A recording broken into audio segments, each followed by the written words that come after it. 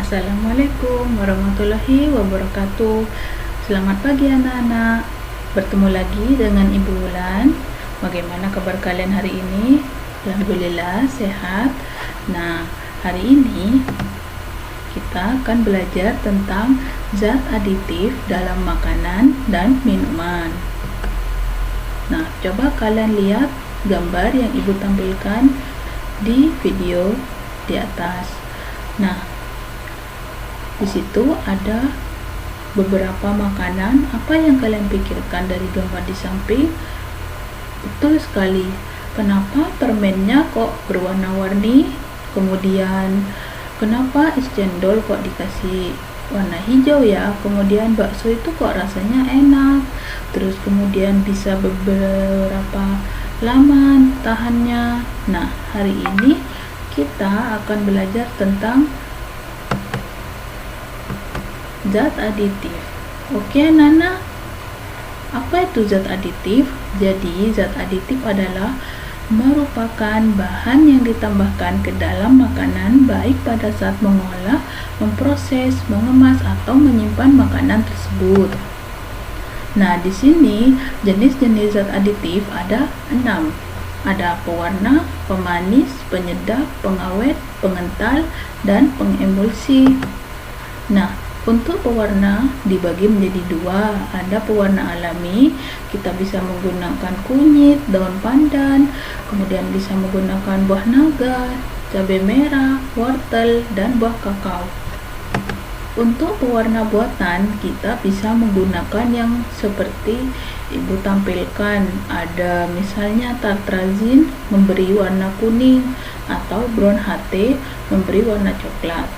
Yang jelas, perbedaan pewarna alami dan pewarna buatan, kalau pewarna alami itu dia hanya menghasilkan warna-warna tertentu, berbeda dengan pewarna buatan atau sintetis, dia bisa menghasilkan berbagai macam warna yang diinginkan.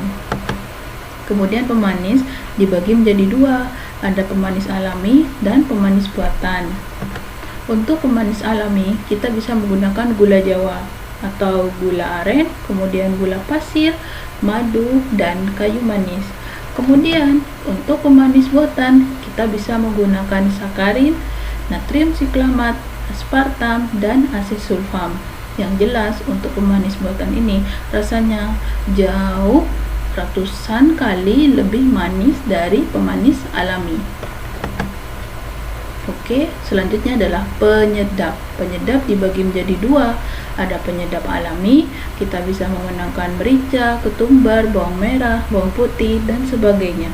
Kalau penyedap buatan, itu biasanya mengandung MSG, monosodium glutamat, yang terdapat dalam produk-produk tertentu, misalnya Masako, Royco, atau Sasa.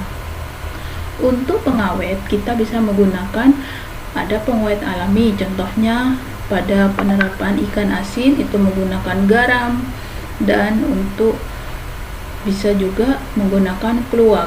Untuk pengawet buatan kita bisa menggunakan natrium benzoat.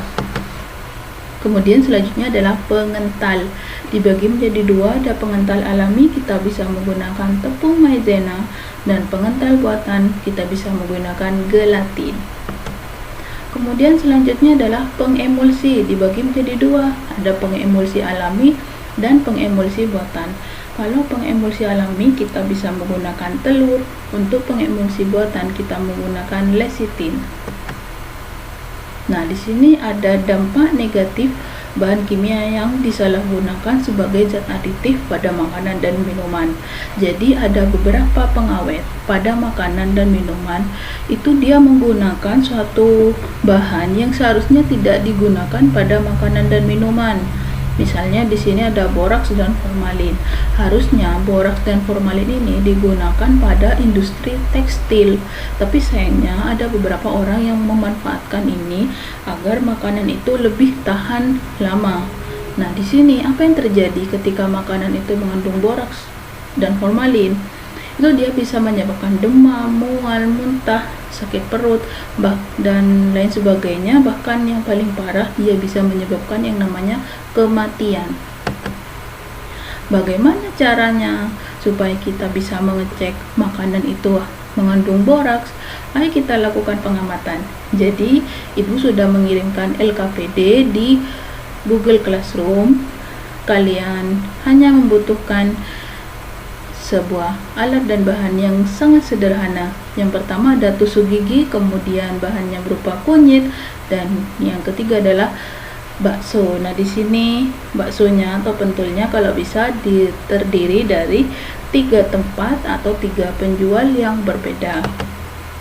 Nah, langkah kerjanya yang pertama adalah sebelum melakukan ini kalian harus amati ciri fisik baksonya, kemudian nanti tulis di tabel LKPD. Kemudian ambil tusuk gigi, lalu tusukkan ke kunyit. Nanti setelah ditusuk ke kunyit, kalian tarik kembali, kemudian tusukkan ke dalam bakso yang akan diuji itu. Kemudian tunggu selama 30 detik. Nanti misalnya setelah ditarik, kalian diamkan dulu, kemudian apakah ada perubahan warna dari tusuk gigi itu. Nah, selanjutnya kalian mencatat hasilnya. Misalnya bakso A dari penjual ini, ciri fisiknya seperti apa, kalian tulis. Warna tusuk giginya misalnya sebelumnya warnanya oranye, setelah ditusuk warnanya apa. Nah, misalnya kalau bakso yang tidak mengandung boraks itu dia tidak mengalami perubahan warna, jadi tetap orange tusuk giginya.